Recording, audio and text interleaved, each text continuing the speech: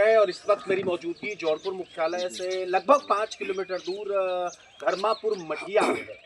और न मालूम क्यों आज आपके साथ जब मैं यह खबर साझा करने जा रहा हूँ तो मैं अपने आप को बड़ा बेबस महसूस कर रहा हूँ, मैं अपने आप को बड़ा लाचार महसूस कर रहा हूँ। और ये बात मैं बड़े दावे के साथ कह सकता हूँ कि इससे ज़्यादा असंवेदनशील सरकार और इससे ज़्यादा असंवेदनशील नौकरशाही कम से कम हमने अपनी इस उम्र में अब तक नहीं देखी है। एक ऐसी कहानी जिस कहानी में रुदन है, जिस कहानी में बेबसी है। मेरे साथ कई सारे लोग हैं धर्मापुर मटिया के बातचीत करने के लिए। अब आप कहेंगे साहब प्रकरण क्या है? कल दोपहर के लगभग 1:30 बजे का वक्त हो रहा था और अचानक यहीं धर्मापुर मटिया से ताल्लुक रखने वाले फौजदार निषाद, सीता निषाद और एक और इनके परिवार के पड़ोसी सदस्य हैं, इन तीनों कैलाश निषाद, इन तीनों के परिवार में शॉर्ट सर्किट से आग लग जाती है। और वो आग कितनी भयावह थी वो सबसे पहले आप इन तस्वीरों में देखने की कोशिश करिए। तस्वीरों में आप देख सकते हैं कि कैसे कल 1:30 बजे के आसपास आगजनी के वक्त पूरे परिवार में, पूरे कस्बे में अफरा तफरी का माहौल दिख रहा था। हर कोई बाल्टी लेकर के दौड़ रहा था, हर कोई पानी की तलाश में था। पर अफसोस, निष्ठुर या प्रकृति इस परिवार को बचाने के लिए प्रत्यक्ष रूप से खड़ी नहीं हुई। वो तो शुभकामनाएं मैं देना चाहूंगा, मैं धन्यवाद ज्ञापित करना चाहूंगा यहाँ के यशस्वी प्रधान जी का, यहाँ के सम्मानित लोगों का, कि जिन लोगों ने सहयोग करके जैसे तैसे इस परिवार को एक स्थान दे दिया।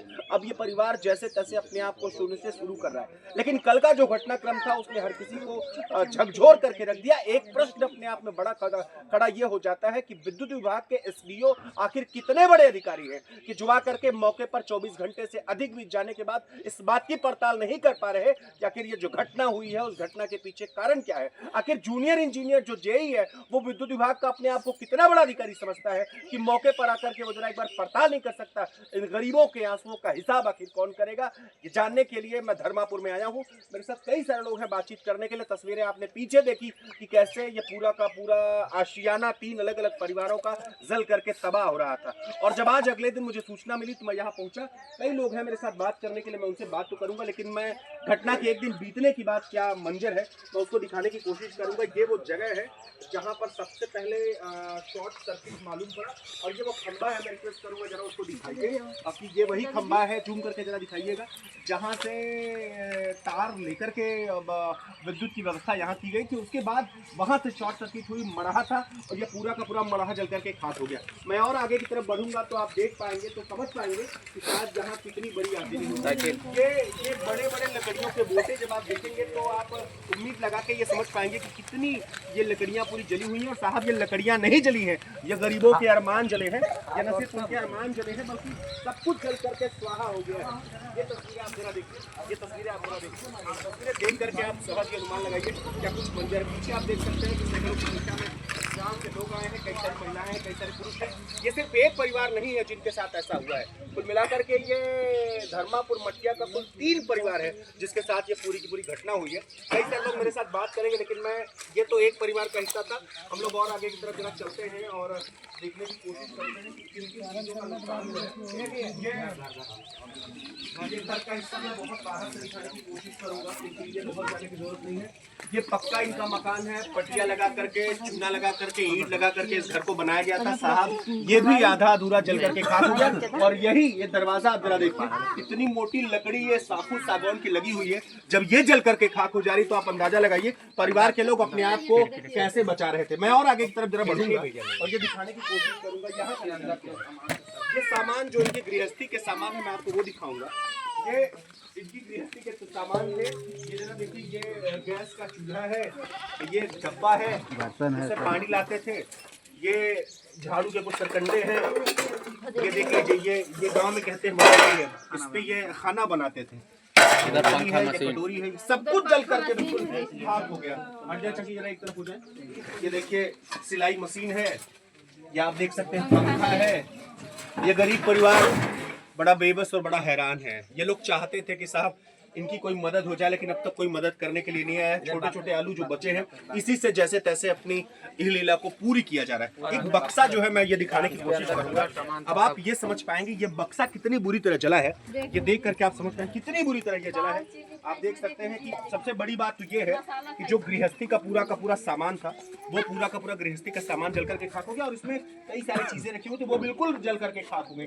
मैं सामानों को दिखाऊंगा कि कितना बड़ा नुकसान हुआ, लेकिन वो सारे लोग हैं मेरे साथ बात करने के लिए, मैं उनसे बातचीत करूंगा और समझने की कोशिश करूंगा कि आखिर कितना बड़ा नुकसान हुआ। हम लोग और आगे की तरफ चलते हैं।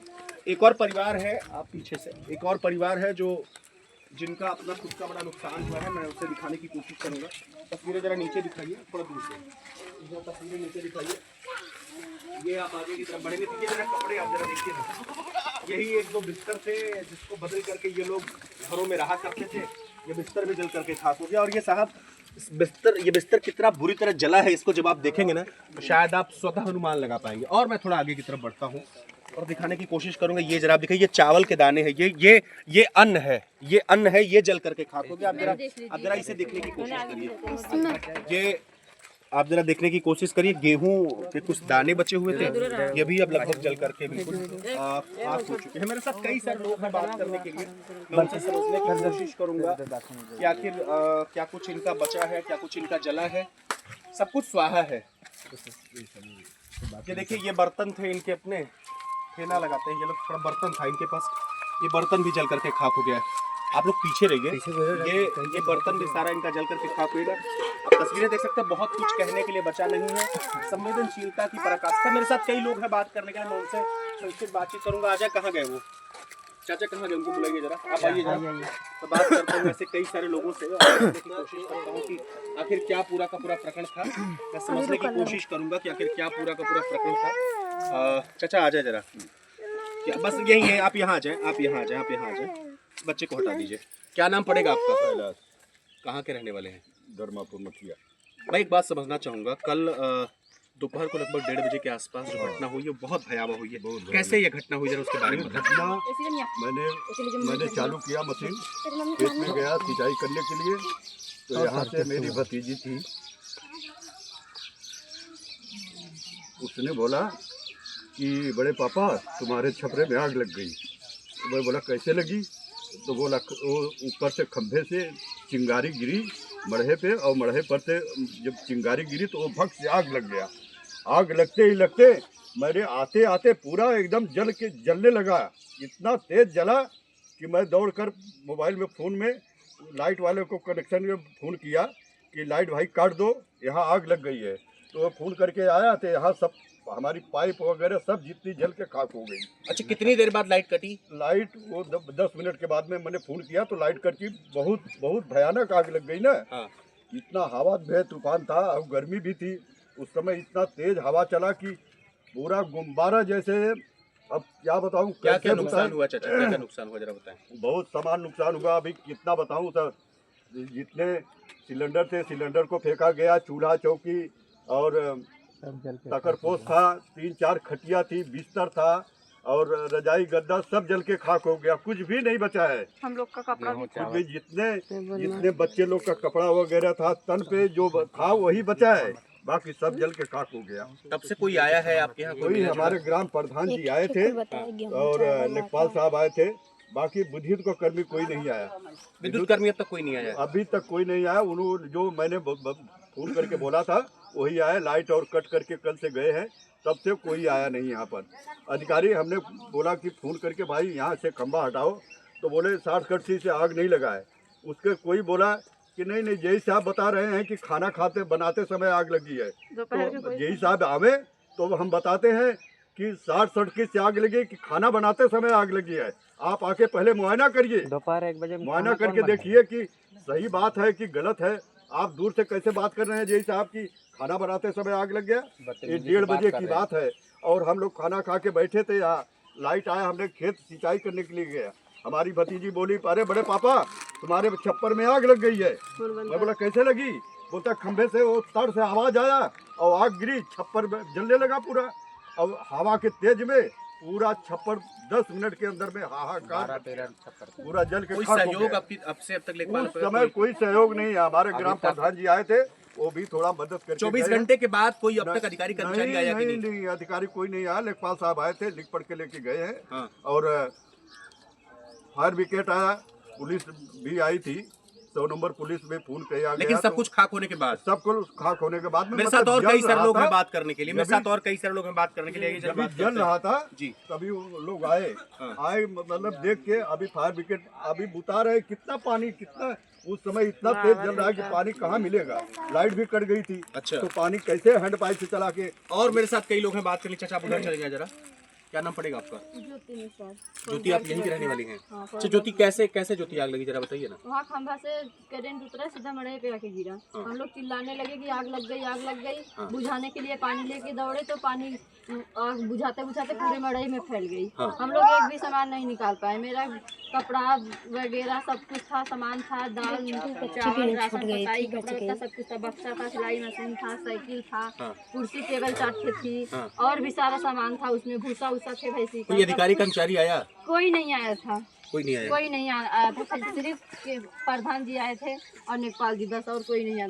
और पुलिस और पुलिस किसी सब कुछ आया था। और सब आपके खत्म साथ, होने आपके के परिवार बाद। के साथ हुआ पाजी जरा, हाँ। आप चलिए उधर चलिए जरा। क्या नाम पड़ेगा चाची आपका? सीता। और उधर आइए जरा।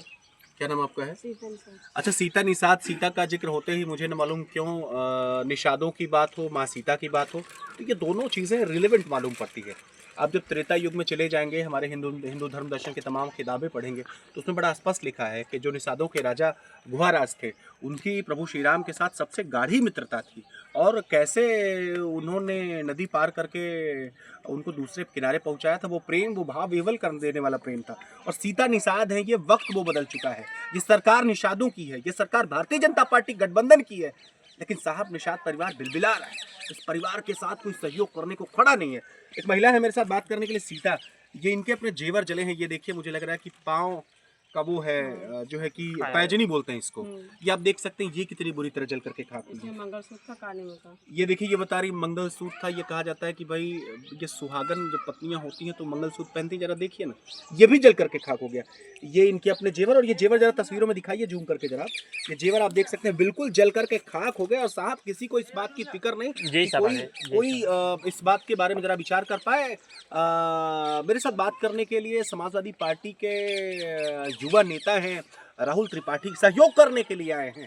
जैसा भी आए हैं, आइए उन लोगों से बात करते हैं और आपको समझाने की कोशिश करते हैं कि आखिर इस मामले में अब तक क्या कुछ सहयोग हुआ है। 2 साल पहले भी हुआ है। नमस्कार।